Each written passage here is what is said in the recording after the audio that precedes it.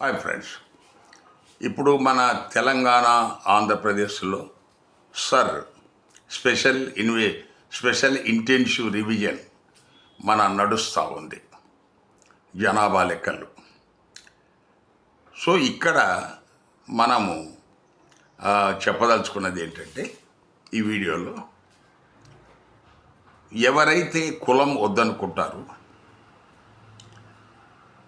కులం చెప్పడానికి ఇష్టపడరు, వాళ్ళకు నో క్యాస్ట్ అని రాసుకోవాలి.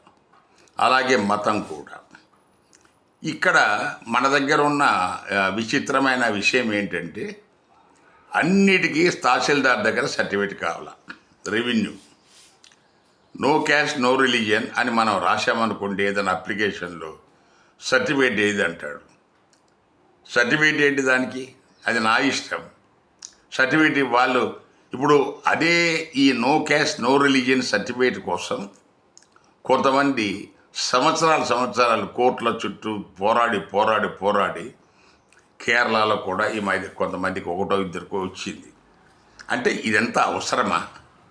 సో నాకు కులం వద్దు, మతం వద్దని నేను అనుకున్నాను. It is my will. నేను ఒక నిర్ణయం తీసుకున్న తర్వాత నేను అప్లికేషన్లో నో క్యాస్ట్ నో రిలీజియన్ చేస్తే దాన్ని యాక్సెప్ట్ చేయాలి. దానికి మళ్ళీ సర్టిఫికేట్ ఏంటి? రిజిస్ట్రార్ మన రెవెన్యూ డిపార్ట్మెంట్ నుంచి సర్టిఫికేట్ తేవాలి. సర్టిఫికేట్ అంటే క్యాస్ట్ ఫలానా క్యాస్టు, దానివల్ల నాకు లబ్ధి పొందే క్యాస్ట్ గురించి నాకు సర్టిఫికేట్ అంటే మీరు డెఫినెట్గా రెవెన్యూ వాళ్ళ దగ్గర అడగవచ్చు. అంతేగాని నాకు వద్దు అంటుంటే మళ్ళా దానికి మీరు సర్టిఫికేట్ తేవాలని చెప్పేసి అడగటం అనేది అవివేకం. సో దయచేసి దీన్ని పునరాలోచించి, సో ఎవరైతే నో క్యాస్ట్ నో రిలీజియన్ అంటారో వాళ్ళకి ఎలాంటి సర్టిఫికేట్ అక్కర్లేదు, రెవెన్యూ దగ్గర నుంచి కానీ ఎక్కడి నుంచి కానీ వాళ్ళ స్టేట్మెంట్ని అఫిడవిట్నే స్వీకరించాలనేది మా విజ్ఞప్తి. Thank you.